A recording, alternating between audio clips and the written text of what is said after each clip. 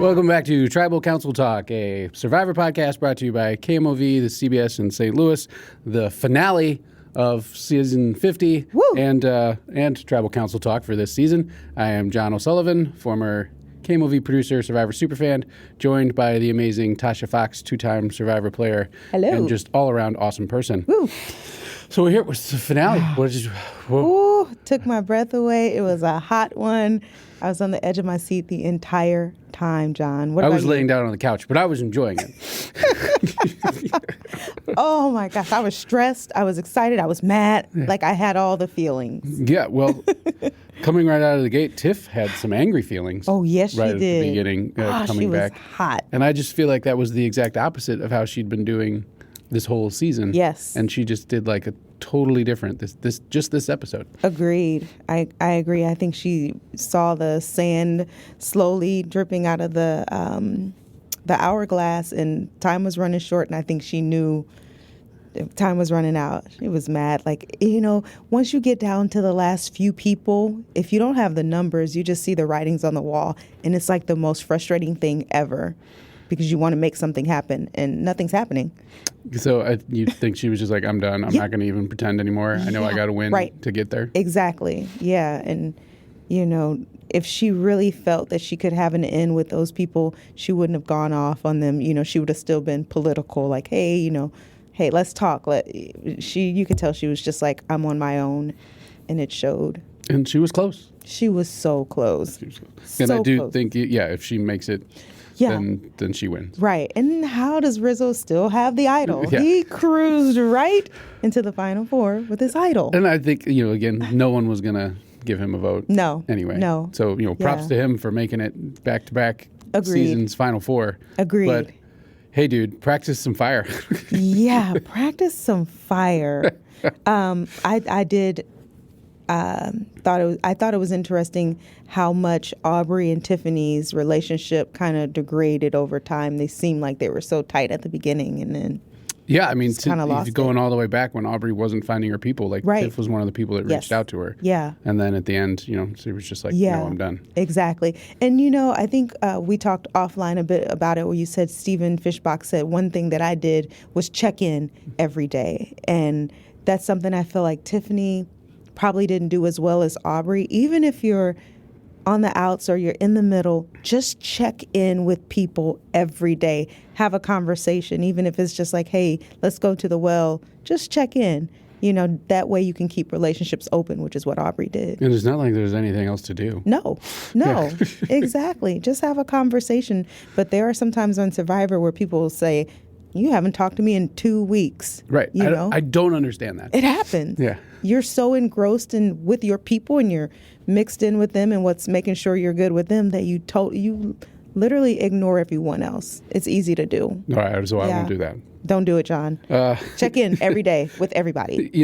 We start off this episode where Jonathan and Aubrey are checking in, and it's like, I love the decision, like how they're talking the whole time. Is there fire? Is there not going to be fire? Yes. Is there fire? Is there not going to be fire? Which I love that they were just on pins and needles on 100%. That, waiting and seeing. It was good.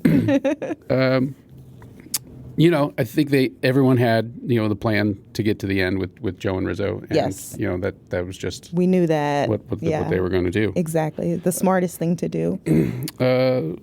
Really, there wasn't that much before we get to Cirie, getting her Spirit of Survivor award. Uh-huh. They're just giving out awards now. Jeff's like, we made this one just for you. Yeah. It's a one-time thing. I'm like, okay. Yeah. But and then Ozzy just gets a T-shirt. Exactly. I know. Yeah, I think it was really setting up the fan vote. Like Cirie gets a standing ovation. She looks great. Yes. She's in Corona great. Commercials. Uh-huh. So she gets her. I think they were like, okay, well, we know you're going to win, so we're just going to give you even more, and we might be rushed at the end of this episode. So here's your award. Yes. Yes. And do you think, obviously, when they're casting and they bring back people like Cirie, whether or not a Cirie wins or loses, people are drawn in to watch her play. Right. So that was that reward like a thank you for making Survivor watchable? Yeah. I mean, she did play arguably her best game this season. Yeah. And then, almost making it. And if Ozzy keeps his mouth shut, possibly making it to the Final Four. Exactly. She's awesome. She's awesome. That's why she didn't win, because everyone thinks she's awesome. It's true. It's true. I do have a question for you, though. If Rizzo hadn't double-crossed Ozzy, do you think that his game would have gone differently in terms with Rizzo? of... Yeah. So I think if he doesn't double-cross Ozzy, Tiff and Ozzy were both willing to go to the Final Four with Suri. I think they do that. I think that's the Final Four. I think they, like maybe they put up. So let's say Tiff or Ozzy wins the Final Four challenge. Yeah. I think Ozzy would be crazy enough to do fire against Rizzo to beat him, and Rizzo goes out, and it's those three. Because even on our red carpet interview, which I just listened to on the way here, Tiff said she was willing to go to the final with Suri. Okay. So I think if Ozzy stays around one more time, right, they still have the numbers at 4, and Suri makes it into the end. Got it. So Rizzo, in a sense, made the best decision in taking out Ozzy. Yeah. Okay. Yeah. The Riz God did. The Riz okay. God. Yeah. Anything before the challenge? No. Okay. No. I just say, like, when they showed the Final 5 challenge and it comes out, I was like, I automatically knew, okay, it's Samotion at the Final 4. Yes. They're not going to do a big old challenge here and then another big old challenge at 4. Nope. So they and Jeff didn't even have to do a live whoopsie to blow that one for me. Exactly. Yeah. And that challenge was huge. That was a massive obstacle course. What did you think of the new Survivor fishing pole? Oh, I thought it was cute. Yeah. Did they think it was going to be harder than it was? Because everyone caught a fish pretty quickly. Yeah, I thought it was cute. I love when they introduce, new concepts. So even if they aren't the most intricate, right. It was cute. There was an intricate puzzle. He was talking the whole time, so I wanted your perspective on how to build a puzzle like that. And I guess I had never thought about the structure not being able to support itself. Right, and those pieces are heavy.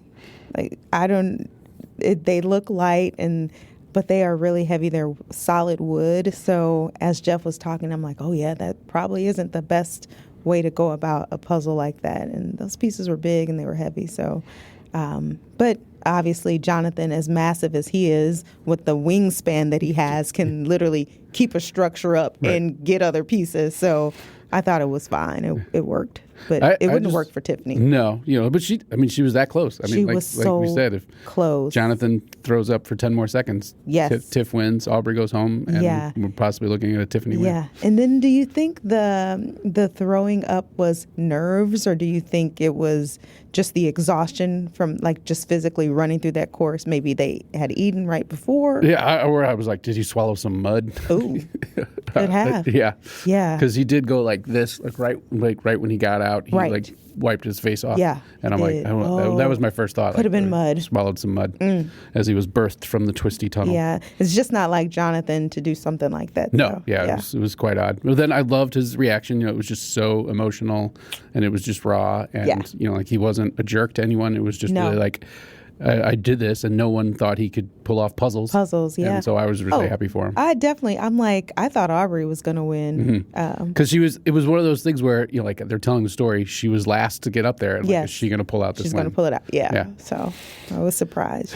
But yeah, so close, Tiff. Yes. Okay. Tiffany's the target. Tiffany, like you said, she saw the writing on the wall. She did. She knows it. She did her own version of a scramble. I thought she hit a poignant note with Jonathan about not putting him to fire, because that was the one thing that was on his mind of what happened to him in his prior season. So I'm like, if she's scrambling, she definitely found the right I think that was the only way, because after her reaction to Rizzo, so what's the point? Why are we even talking? Yes. It was like, then she goes to work. But I do think that was her only, because she's not going to convince.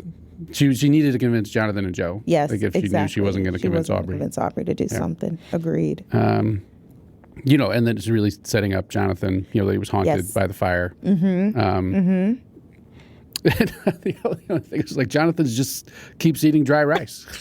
Every time they're talking, he's just like, maybe that's why he threw up. maybe the dry rice and the mud don't mix. Yeah. The thing that before Tiff was trying to convince Jonathan, what I loved when during the live part where Christian and Rick were talking to Jeff. Yes. And that Devin's just really saying the joy and like, like being on the Survivor is the bucket list, and like just treat everything like that. Yes. And I've just got to, like props to him for getting the Beast coin, and then just remembering when I get on, you've got to remember like being there the first day is the amazing journey. That's and then the journey. Everything else is just hopefully 26 cherries on top. Yeah, exactly. If you approach the game like that, whether you win the $1 million, you will come out saying like, I won just making it to the island. Right. Jeff said how many 751 people have played Survivor. That's not a lot of people. No. Right? So it is a small community, and if you can make it on, like, you are one of the lucky ones, and millions of people would love to be on the island. So to have Devins have a moment like the Mr. Beast, the coin, he didn't win the game, but that's something that he's proud of. And people are going to remember that. And they're going to remember it, yeah. And you just hope as a survivor that you have a moment that's yours, that's memorable. And you've won. Yes. Yeah. Yeah, and I love how Jeff would say, he would always say, just because you aren't the winner of Survivor doesn't mean that you didn't play a good game. Right. Sometimes you played too well. Look at those amazing players. Yep. And that is, that's the problem I think that some people have of who makes it to the end. But it's because they stayed under the radar. Then some of those other people put the targets on their back. Exactly. So Tiff did play a great game, even though she was that's the point. No one wanted to write her name down. No, it was like everyone loved her, so they had to get her out. I mean, it's just like, I think she had a little chip on her shoulder, but it's like, that's the point. Like, everyone likes you, so we got to get rid of you. It's a good thing. Be less likable, apparently, next time. We got to see Mike White. That was my whole question of like, will we see him or not? And then we get a little tease to check out Charlie and Camilla of season 4 of the White Lotus. Did you see Mike White at Ponderosa riding White Lotus? Like, I wonder what inspiration he drew from the game, and the feelings that are going to go into season 4. Like, I think it's going to be interesting to watch. I'm very excited. Yes, me too. To see how Fiji influences France. Yes. Like you said, I think the tribal council with Tiff, like she said, she knew what was going to happen. Yeah. So would you have done anything differently? I probably wouldn't have been so angry and aggressive in that tribal. But she had some things on her chest. She wanted to get off, and so she did. But I love that Aubrey kind of called her out and is like, hey, you didn't have the relationships. I did the work. I'm here because I talked to these guys. Right. I work with these guys. And so I think that was a little bit of a, hey, wake-up call. As upset as you are, there's some things that you could have done differently to be where I am. I mean, I think she kind of put her eggs in the Suri basket. Yep, exactly. And then didn't keep checking in. Didn't keep checking in. Yeah. I agree. And then Rizzo finally plays his idol. Finally. But the crowd did love Tiff. I mean, they said that when she went out and lost that the live audience was just very erect. So I think Tiff will be back. She will. Oh, for sure. Yeah. I'm glad that she felt like that she didn't have to live down the imposter syndrome of being on that amazing cast. I think some people did like, why is she on the cast? But I said it too. I'm like, why is she? She was a lot of people's winner pick, and she was pretty close. So true. Well, okay. Then just knowing like the whole, I just love that they didn't know what the final challenge was. Yes. And if they were going to have to make fire or not. Yes. And I loved then learning the backstory of Samotion. Like I had no idea why it was called that. I know. All to his name. I played Samotion. Yes. That was our final challenge. I couldn't remember. I mean, getting the 5 balls I thought was crazy. Yes. I can't even remember how many balls we made it to, but that thing, like Joel, or as Jeff said, it will lull you into kind of a hypnosis because you hear the ball going down and it's going on the metal part, and you hear as you can see, the mechanisms flipping from side to side. Like, it's great. It's a tough mental challenge. It looks easy, but no, I believe it, and I love the editing they did where it was like Jonathan was snapping, and then Joe was going now to the left, now to the right. And Aubrey was just going left, right, and then and Aubrey almost messed up when she dropped the 3rd ball. I think like she got her hand over right. Was right that away. her? I didn't even see that. Yeah. Oh man. Yeah. I mean they were all close. Yes. It's a great but I challenge. loved that she said she bought it on Etsy. And then I looked it up. There's tons of Survivor things you can buy on Etsy. Yes, so totally. I'll have to just drop some hints for Father's Day. Come on. She said, hey, luck is a part of Survivor, but also work. She put in the work. She purchased the challenge. Yeah, the one I saw was like $180 on Etsy. So hey, what's 180 to 2 to million? 2 million. Yeah, now she can write that Nothing. off. Is that Exactly. a write-off now? It's a write-off. Yeah. Yeah, kudos to her. That was a great idea. That was a fun challenge. Yes. The only other thing in the beginning there was Ozzy got his shirt. Play the idol. Yes. Which I want to get one of those shirts now. But he at least was, he talked about it. He was open and honest, even with Jeff ribbing him. Yeah. And everyone's, no matter what, every Survivor fan is going to love Ozzy for the rest of his life. Agreed.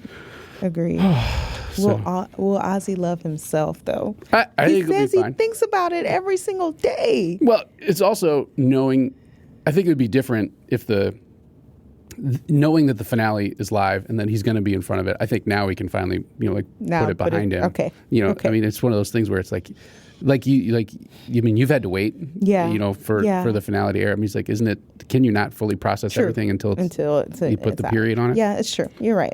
Okay. And then once you get the T-shirt, then you can really put it to then rest. you can put it to rest. Started selling it. So 60% of the Survivor fans voted for fire. Yes.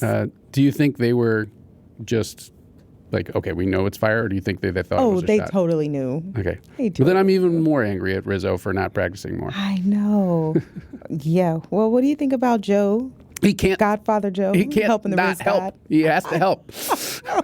And then Jonathan's sitting over there probably like, Stop it, Joe. Yes. And he got the technique pretty quickly. Yeah. I'm like, okay. So, no matter what, they both had a shot Yes, at redemption yes. and reversing the curse, which I think was an overall theme for the entire season. I mean, you're going back to like everyone's talking about their baggage from before. We saw it with Christian, we saw it with Charlie. You see it with Aubrey. I mean, like that was a fun underlying storyline throughout. Like all of these players trying to realize the flaws or what happened to them, and Agreed. then unfortunately only one of them. And unfortunately, we found out a few minutes early that it was Jonathan. Thanks, Jeff. You need to, as we said, he messed up, but he hasn't. Right. He didn't do a live show I since thought season I'd 39. gone through a time portal and missed maybe like 2 minutes of life. Yeah. But yeah, I think poor that was Jeff. the reaction to a lot of people. Yes, yeah. It's not like Jeff to mess something up like that. So I think the energy of the night, the excitement of the live audience, and then him not being in practice. Right. I think Riz brought him out early. Like I was expecting him to come out the loser to come out after. Too. Me But too. luckily it was a quick fire making challenge. Yes, it or else that was would have been quick. very, very anti-climactic. Yeah. It did. They don't show it, and we talked about the secret scene before of the relationship that Joe had with Rizzo, Yes. and like talking about their relationship with Rizzo's autistic brother, Yes. and like how much of him. So I know they had that relationship that we didn't really see, so that Yeah. probably adds to him always wanting to help, and but he is the dad. That's figure. a good point. That's Yeah. a good point. I have good points. Yes, you do. We didn't really get to hear from many of the non-jury members, but at least they got to have a Corona cheers, which I thought was at least a little fun A little bit. before the Jeff screw up. Yes. The thing that got me since we kind of got the fire making ruined, Yeah. was the final three bringing out the family. Family visit. I mean, Get you every I time. cried last night, Yes. and then I rewatched it this morning, and I cried again. That just got me. I know. It's beautiful.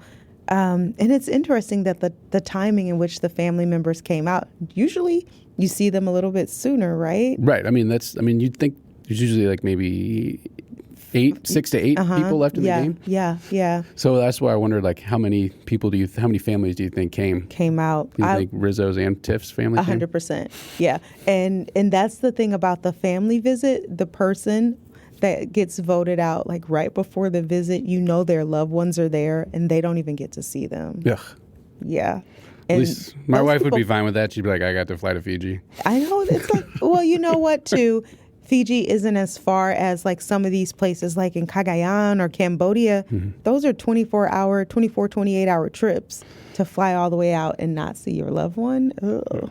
No, I thought that was very powerful. You know, it gives them just a little bit of juice. That last push. Right before. Yeah. You know, and that they got to enjoy the breakfast with them. Yeah. You know, that they brought the meal. Right. You know, And actually, I like the final 3 getting the family visit because if you think about it, the game is over.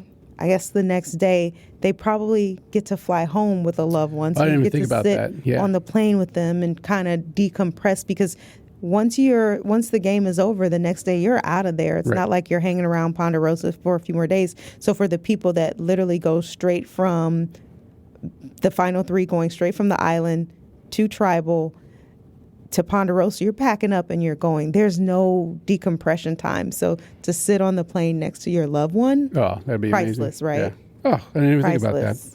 Look at that perspective from the player. Yeah. And then everybody else may hate you. So then you're like, you're not getting love from other people because they're jealous. Yeah, but they got to day drink for a few weeks there. Yeah, that's true. Yeah, you're right.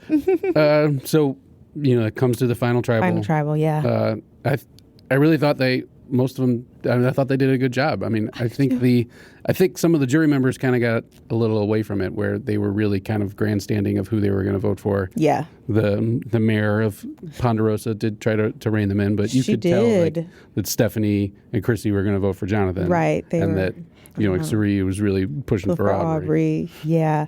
I loved how one person asked the question, but the other survivors could jump in, or other jury members could jump in and say, hey, you know, I have a follow-up to what you said. I thought that was nice. You know, and I think all too often it comes down to, okay, it's going to be person A or person B, and person C is just totally out of it.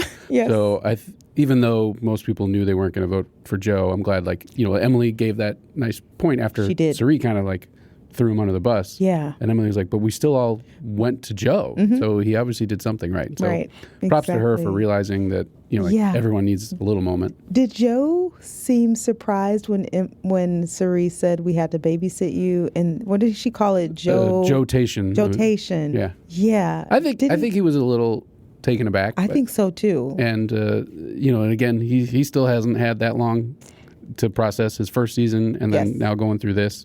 So, I mean, I thought that was, I mean, they did talk about it, you know, throughout the season, but, you know, like, you don't have to shoot him while he's down. Exactly. And what was interesting, though, is Joe talking about Tiffany's response and, hey, you know, why is she so upset and she needs to control her emotions? And I'm like, at the very beginning, he was he was still on Hypocrite Hill a little bit there at the beginning. I'm like, oh, but see how karma works? So he got his karma back at the end in front of everyone. But still, mad props to him for making the, you know, final 3 final tribal in the only 2 seasons he played. It's true. Even if he only's gotten 1 vote in between them. Would you rather not make it to the finals or only get 1 vote? Hey, you still get money for 3rd, right? Yes, you do. Yes, you do. You know, I thought it was kind of, you know, like on the wall, but I think that Aubrey still did the best job of actually answering the answers, especially like about adaptability. They talked about adapting from their first games, while Aubrey talked about it like I adapted during this season. Yes. And I thought she gave the best response to that, where she's like, no, I realized I couldn't stay with the nerds in the middle. Yeah. And I had to move on. Yeah, I thought it was interesting that she and Jonathan were arguing back and forth about who should get credit for the Ozzy situation. But then also I'm thinking, Aubrey, she did adapt, but it was because you were pretty much on the bottom every time. And I think somebody else brought it up. You were willing to do whatever needed to be done to be safe. Like, is that really driving the game? Is it really dominating or pushing the game forward? No, you were willing to be used so that you didn't go home, which anybody could take that role. Yeah, but they can criticize that, but it worked for Sandra. It did. But I don't know that Aubrey was as